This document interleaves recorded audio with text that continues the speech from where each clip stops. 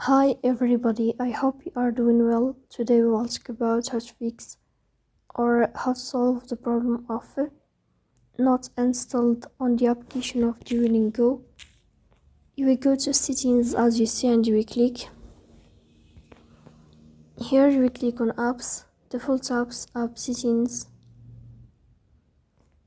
In this list you will search about Duolingo app and you will click here.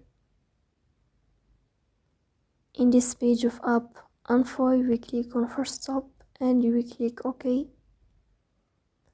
Here you will enter to the window of storage. Then you will click on clear cache. Here you will turn on your airplane mode and you will turn off your airplane mode again to fix that problem. So that's all. Don't forget to support us by like and subscribe. See you next time.